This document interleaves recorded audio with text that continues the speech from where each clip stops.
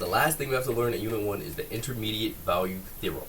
And the Intermediate Value Theorem states that if f is continuous on interval a, b, and k is any number between f of a and f of b inclusive, then there's at least one number c on the interval a, b, such that f of c equals k.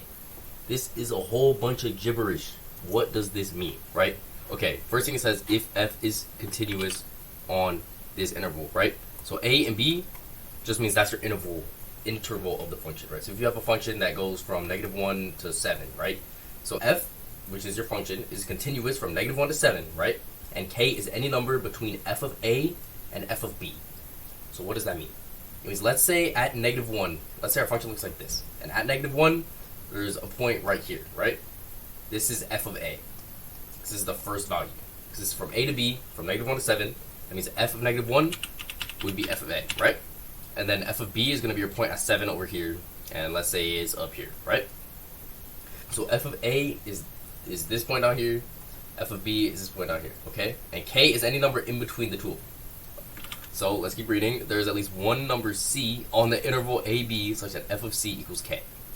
So k is a y value in between these 2 points. So let's say that this is at 1 and this is at 6, right? Let's say we pick k is 3. There has to be a point at 3 somewhere in between these 2 points. That's all this means. It means if you have a line that doesn't break and it goes from one point to another point, like in this case 1 to 6, right?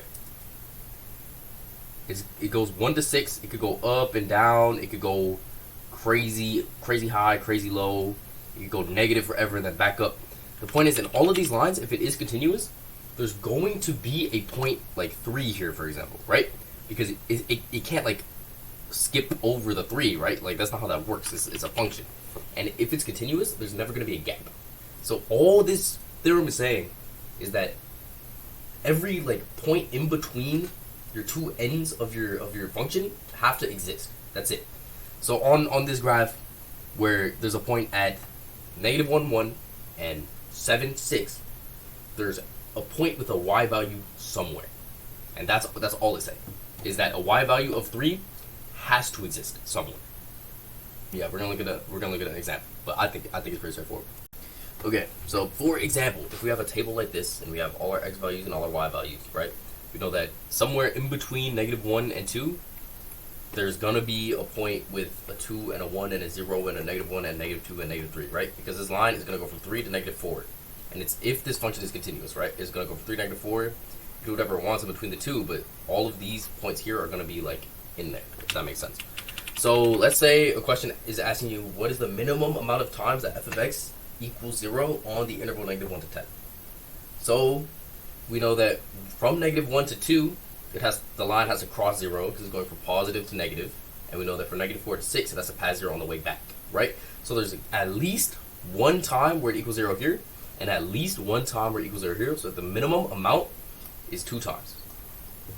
I mean, that's really all this is for. Is for questions like this. I mean, I think this concept's like kind of like common sense. It's like if you have a point here, you have a point here. There has to be points in the middle for it to like work and be aligned. But yeah, that's about it for intermediate value theorem, and that's it for Unit 1. So Unit 2, we doing derivatives. We doing derivatives. Yay!